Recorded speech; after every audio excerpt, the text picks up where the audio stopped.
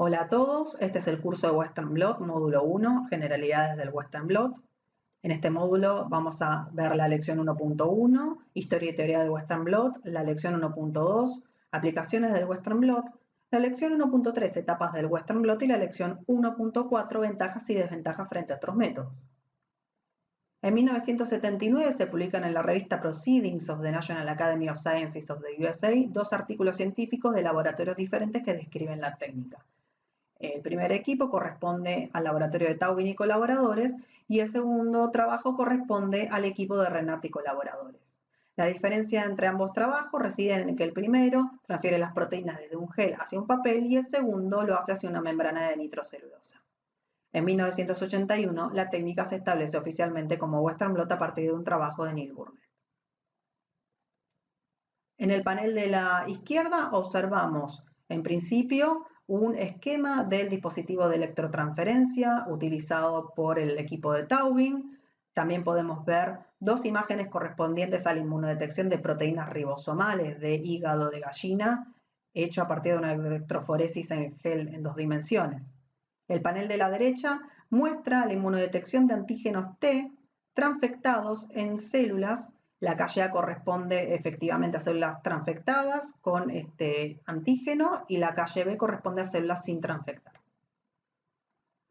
El Western Blot tiene diversas aplicaciones como el diagnóstico médico, por ejemplo para el HIV, en la investigación científica, en el aislamiento y purificación de proteínas de interés, en la cuantificación y la diversidad de proteínas, en la evaluación y la interacción de estas proteínas con otras biomoléculas, en estudio de actividades de quinasas, de localización celular, de la interacción entre proteínas o de las modificaciones posttraduccionales como la ubiquitinación y la glicosilación, en la detección de proteínas marcadas y truncadas, para la estimación de cambios entre tratamientos o entre tiempos, para identificar una proteína específica dentro de una mezcla compleja, para determinar el tamaño de una proteína o para la demostración de la especificidad de anticuerpos, por ejemplo, en el diagnóstico.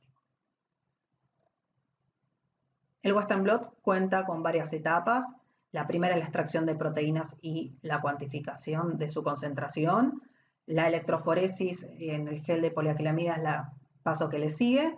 Luego está la transferencia hacia una membrana, el bloqueo e incubación con anticuerpo primario, seguido por la incubación con anticuerpo secundario, seguido por el revelado, que consiste en el desarrollo y la detección de la señal, y finalmente el análisis, que puede ser cuantitativo o semicuantitativo. A continuación veremos un video que resume todas estas etapas. El propósito del Western Blot es separar las proteínas en un gel de acuerdo a su peso molecular. Las proteínas se transferirán a una membrana donde pueden ser detectadas por anticuerpos. En primer lugar, las muestras se preparan desnaturalizándolas y reduciéndolas con calor y otros componentes para linearizarlas y que entonces la separación sea por tamaño y no por carga.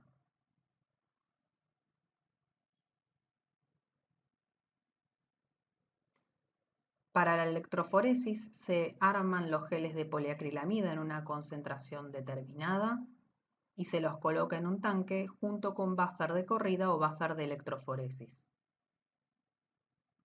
En la primera calle se siembra el marcador de peso molecular, que es una solución de proteínas de peso conocido que pueden o no estar marcadas con un color. En las otras calles se siembran las muestras, que contendrán todas la misma cantidad de proteínas.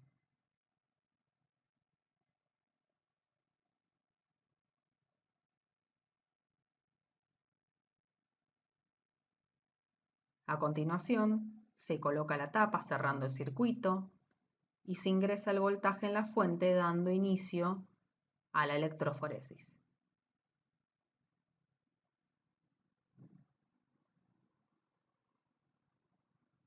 El frente de corrida, que lo observamos en esta imagen, da una idea del sentido, la velocidad y la migración de las proteínas de menor peso molecular que existen en la muestra.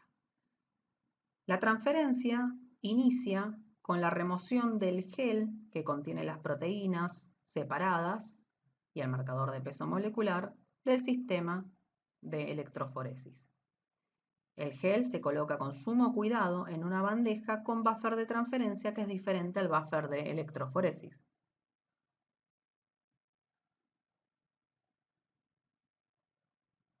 Luego se procede a armar el sándwich de transferencia, que consiste en un cassette plástico que contendrá diferentes capas, iniciando por una esponja humedecida, luego por una capa de papel de filtro también humedecida en buffer de transferencia. Por encima del papel de filtro se coloca con mucho cuidado el gel.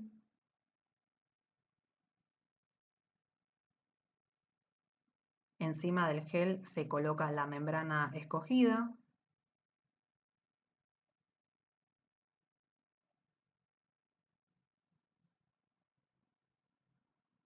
Luego una capa de papel de filtro. Y con ayuda de un rodillo o de cualquier objeto cilíndrico se procede a suavemente retirar las burbujas que pueden quedar entre la membrana y el gel, pues que estas burbujas pueden interferir con el proceso de transferencia. Finalmente se coloca otra capa de esponja humedecida y se cierra el cassette de transferencia. Este cassette se colocará en la cuba, la cual estará llena con buffer de transferencia. Se cerrará el circuito colocando la tapa al sistema y se ingresará un voltaje, entonces, empíricamente probado para la transferencia.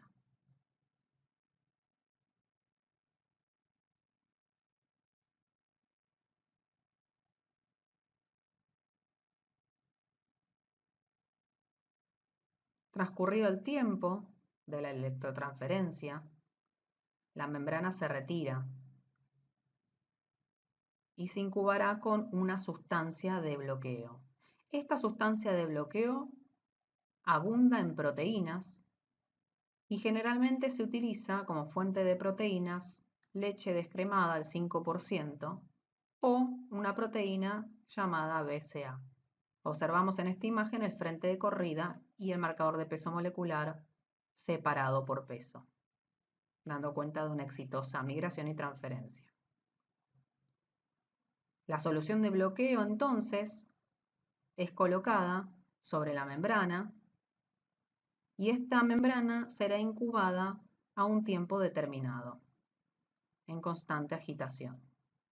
La incubación con solución de bloqueo lo que permite es que los sitios de unión inespecífica sean cubiertos por estas proteínas y que el anticuerpo no realice uniones que no son específicas. A continuación se retira la solución de bloqueo y se lava la membrana con una solución específica que remueve el exceso de proteína o las proteínas que no están bien unidas. Se coloca el anticuerpo primario, cuyo tiempo y temperaturas son empíricamente determinados, es decir, hay que poner a punto, generalmente es 1 hora a temperatura ambiente o 4 grados durante toda la noche, y una vez transcurrido ese tiempo, la solución se descarta o se puede conservar para reutilizar porque el anticuerpo se coloca en exceso generalmente, se lava la membrana nuevamente y luego la membrana será incubada con una solución de anticuerpo secundario. Este anticuerpo secundario, recordemos que puede contener alguna molécula que permita la detección. Los sistemas de detección entonces dependen del tipo de molécula que tenga unida el anticuerpo secundario. La incubación con anticuerpo secundario depende entonces también de ser determinada de manera empírica. Generalmente los anticuerpos secundarios se incuban 1 hora a temperatura ambiente y, como siempre, en agitación. Transcurrido el tiempo se descarta la solución de anticuerpo secundario, esta solución no se reutiliza, se vuelve a lavar y una vez transcurrido el tiempo de lavado, se procede al paso de detección. Para ello se incuba la membrana con una solución de detección por un tiempo determinado. Este reactivo de detección interaccionará con el anticuerpo secundario, que está unido al anticuerpo primario, que está unido al antígeno, es decir, a la proteína de interés. Y una vez transcurrido ese tiempo de incubación, la membrana se coloca sobre la bandeja del sistema de detección y esta bandeja se coloca en el sistema de detección. Generalmente es una cabina con una cámara. En este caso es un sistema de quimioluminiscencia y se expondrá a diferentes tiempos de fotografía, obteniéndose bandas cuantificables.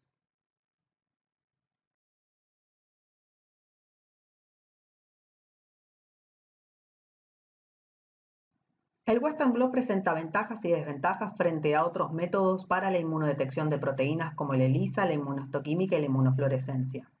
Estos métodos se basan en la detección de la interacción antígeno-anticuerpo. Como ventajas, encontramos que las muestras para Western blot no requieren un procesado previo laborioso en comparación con la inmunohistoquímica e inmunofluorescencia. Solamente se realiza la lisis celular, la separación electroforética y la inmovilización en una membrana que puede ser reutilizada. Además, frente a las técnicas inmunohistológicas, la información del Western blot es cuantificable, es decir, que la señal es directamente proporcional a la cantidad de proteína de la muestra. También permite la detección simultánea de varias proteínas, reduciendo los tiempos y los costos y los uso de recursos. Los resultados fotográficos se pueden obtener en Western blot en detrimento del ELISA, lo cual permite acompañar como evidencia los datos numéricos. Como desventajas encontramos que la información del Western blot es semi-cuantitativa frente al ELISA, porque el análisis de la densidad óptica de las bandas es un método semi-cuantitativo, es decir, estimativo. Además, el Western blot permite un análisis total en comparación a las técnicas inmunohistológicas. Esto quiere decir que no da información de la localización de la proteína en un tejido en un estado nativo. El fraccionamiento permite un acercamiento a la región celular donde se expresa la proteína. Además, la cantidad de muestras analizadas es un limitante en el Western blot en comparación con el ELISA, porque depende de la cantidad de calles en el gel, lo cual reduce el rendimiento. Finalmente, demanda tiempo y es más costoso en comparación con el ELISA, y al ser más complejo requiere de personas experimentadas y consume más recursos. ¿Cuándo conviene realizar un Western blot? Cuando se cuenta con un número reducido de muestras, si se desea determinar el peso molecular de una proteína, si se quieren evaluar cambios en el peso molecular por modificaciones posttraduccionales, si se quiere estudiar la degradación de una proteína para determinar la calidad de una muestra, o cuando el anticuerpo a utilizar reconoce únicamente epítopes lineales y por lo tanto la proteína tiene que estar desnaturalizada para que el anticuerpo pueda identificarlos.